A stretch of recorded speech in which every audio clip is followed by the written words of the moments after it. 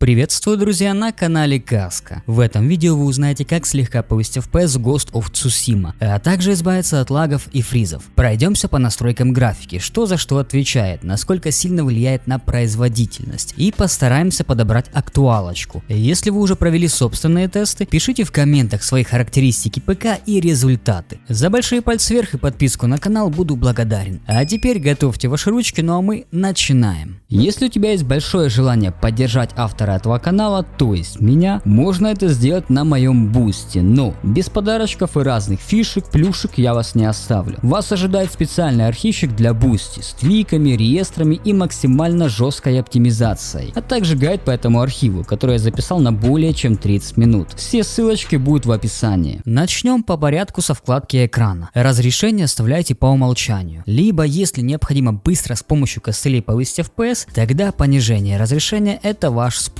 Если мы выберем эксклюзивный полноэкранный, сможем задать частоту обновления нашего монитора. В принципе, я так и сделал. Вертикальная синхронизация тут по желанию. Если ваш процессор забит под сотку, можете включить. Крайне редко, но действительно это может помочь слегка разгрузить процессор. В остальных случаях рекомендую отключить. Яркость и контрастность настраивайте на свое усмотрение. Как по мне, высокая контрастность выглядит хорошо. Далее у нас идет способ масштабирования и сглаживания. При включении масштабирования, сглаживания мы уже не сможем подергать. К тому же, после каждого изменения сглаживания или масштабирования необходимо перезаходить в игру. Иначе FPS будет становиться все ниже, ниже и ниже. И не сможете узнать реальный результат. Еще одна непонятная фишечка связана с динамическим разрешением, из-за которого могут многие запутаться. Как в принципе и я поначалу даже не обратил внимания на этот параметр. Если он включен, по умолчанию так и происходит, и залочен, как в моем случае, под герцовку монитора, в таком случае любое изменение масштабирования, допустим DLSS или FSR, не будет вообще никак работать. Это у меня так, возможно у вас как-то по-другому. Поэтому отключайте динамическое разрешение и выбирайте конкретный пресет. Ничего сложного. Для видеокарт серии RTX включаем DLSS и выбираем пресет, близко подходящий под вашу систему. В моем случае это качество. С FSR аналогично. Дергайте, смотрите. А если вы не хотите использовать масштабирование, а поиграть на нативном разрешении, сглаживание лучше всего выбрать DLAA, потому что разница визуальная есть, а по FPS 2-3%.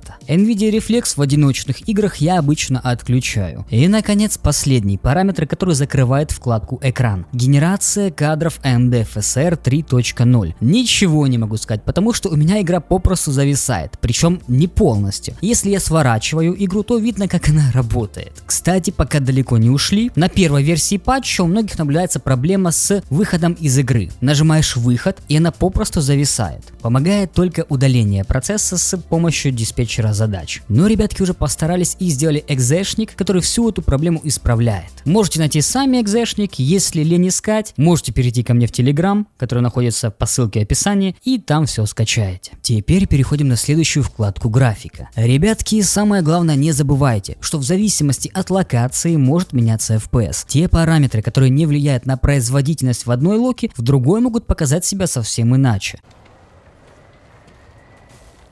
Качество текстур отвечает за их детализацию. К тому же, кто бы мог подумать, затрагивает качество теней. Не кушает FPS, но очень требовательно к объему видеопамяти. Рекомендую очень высокое, если у вас более 6 гиг видеопамяти. Фильтрация текстур улучшает изображение текстур при взгляде на них под углом. На FPS не влияет, но я выбираю 2х, потому что повышение значения лишь слегка улучшает детализацию, а в некоторых локах может повлиять негативно и слоем понижения производительности. Качество теней отвечает за детализацию теней, отбрасываемых от различных объектов. Переход на каждый параметр скушает примерно 5% производительности. Но самое интересное, что переход с низкого качества на среднее не повлияет на FPS. Плюс мы заметим разницу и детализацию теней. А вот уже остальные пресеты затронут в основном количество теней различных объектов, не главного героя. Я считаю, идеальный баланс — это среднее качество теней. Детализация отвечает за прорисовку и качество игровых объектов. Переход с низкого качества на очень высокое затронет около 15% производительности. Но данный параметр действительно стоит того, чтобы пожертвовать лишние кадры на качество детализации. Я выбираю очень высокое, вы же смотрите сами.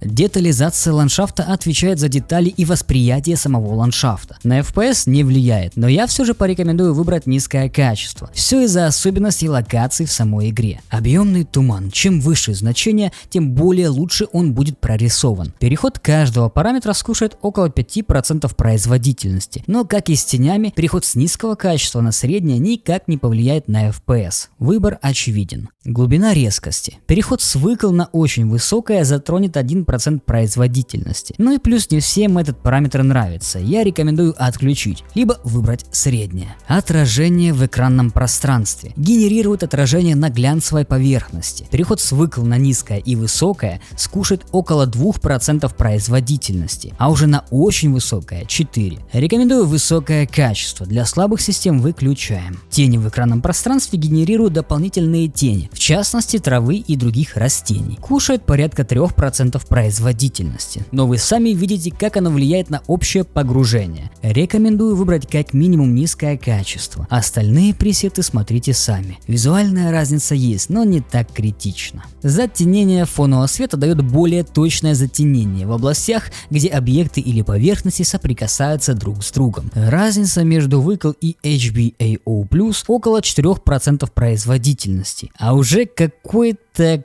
XeGTAO меняет картинку кардинально, но и скушает еще дополнительных 2% производительности. Частенько багует, может быть все норм, потом бац, и там, где должна быть тень, все становится черным, поэтому рекомендую все же выбрать HBAO+. Ореолы, кстати, тоже влияют на FPS, около 1%, но я оставляю включенным. Виньетка по желанию. А вот уже эффекты света на воде мне так и не удалось найти как визуальную разницу, так и по производительности. В этом случае подсказать не смогу. Теперь применяем все наши изменения и полностью перезаходим в игру. Если FPS нас устраивает, играем и наслаждаемся игрой. Для всех остальных, кому требуется чуть больше кадров, пройдемте, пожалуйста, за мной на рабочий стол. Во-первых, работает на любой системе, Windows 10, 11 и так далее. Во-вторых, далеко не факт, что у вас повысится FPS после всех этих манипуляций, поэтому это такое, знаете, 50 на 50. Тем не менее, ничего сверхъестественного делать мы не собираемся. Частично кое-что затрону, но тут чуть позже. Начнем мы со схемы питания. Нажимаем поиск, пишем панель управления, электропитание, показать доп. Схемы и ставим галочку на высокая производительность. Если вам интересно, как я включил максимальную производительность, то же самое чуть позже покажу. У меня есть архивчик, там все указано и расписано, но пока он нам не нужен, поэтому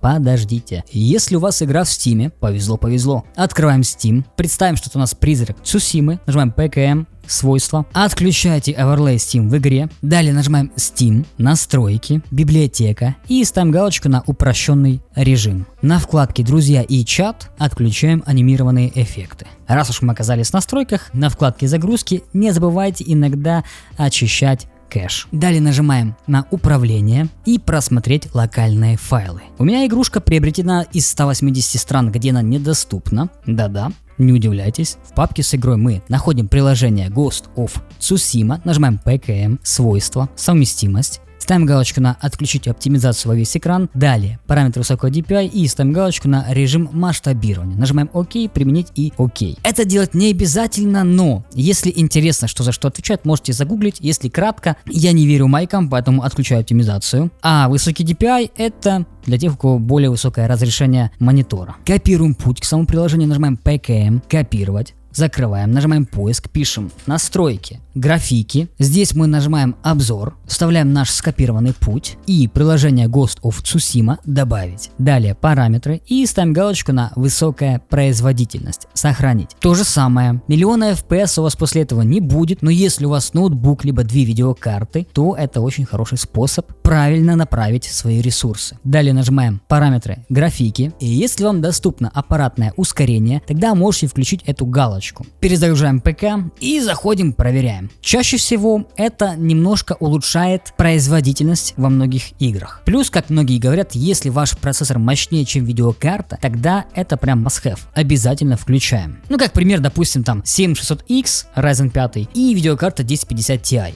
Да, есть смысл включить. Оптимизация для игр в оконном режиме. Включаем, конечно же. Нажимаем ПКМ на пуск. Диспетчер устройств. Это все закрываем. Опускаемся слегка вниз, находим системные устройства. Снова опускаемся вниз, и нас интересует высокоточный таймер событий. Нажимаем ПКМ и отключить устройство. Следующие настройки касаются небольшой оптимизации нашей видеокарты. Если у вас видеокарта NVIDIA, нажимаем ПКМ на рабочем столе, показать до параметры, панель управления NVIDIA. Переходим на управление параметрами 3D. И здесь у нас есть два варианта. Делаете настроечку на глобальных параметрах. Это затронет все наши игры. Либо в программных настройках. Здесь мы выбираем нашу игру Ghost of Tsushima. Если ее нет, нажимаем добавить. Уже ищем здесь. Скорее всего будет. Если нет, то нажимаем обзор и уже вставляем скопированный ранее путь и приложение Ghost of Tsushima открыть. Я покажу пример на глобальных параметрах. Здесь все оставляем по дефолту. GP Rendering OpenGL. Выбираем нашу видеокарту. Метод представления Vulkan OpenGL. Я выбираю использовать цепочку буферов DXGI. Частота обновления вашего экрана высшая, доступная. Размер кэша шейдеров 10 ГБ, либо без ограничений, если у вас очень много памяти на диске C. Режим низкой задержки. Для Ghost of Tsushima я рекомендую все-таки выключить. Режим управления электропитанием. Выбираем режим максимальной производительности. Совместимо с OpenGL. Выбираем приоритет совместимости. И в самом низу у нас есть фильтрация текстур качества. Мы выбираем высокая производительность. Анизотропную оптимизацию и трилинейную оптимизацию мы включаем. И нажимаем применить. Для тех, у кого видеокарта от AMD, многого подсказать не смогу, потому что я ей не пользуюсь уже достаточно давно. Но тем не менее, у меня есть архивчик, тоже находится в телеге, в дискорде, где удобнее можете качать. Здесь же у нас есть MSI мод, плюс схема питания, команда, максимальная производительность, если будет интересно. Далее, твики реестра для энтузиастов жестких. Допустим, эти два параметра, если мы отключим Game DVR, ее можете отключать,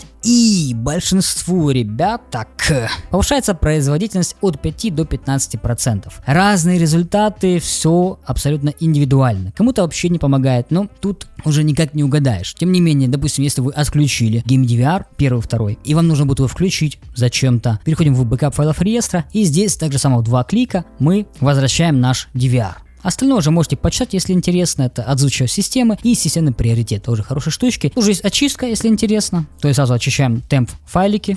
Хоп-хоп. Отмена. Переходим еще куда-то. Нихера себе. Короче, вот, да. Очищаем.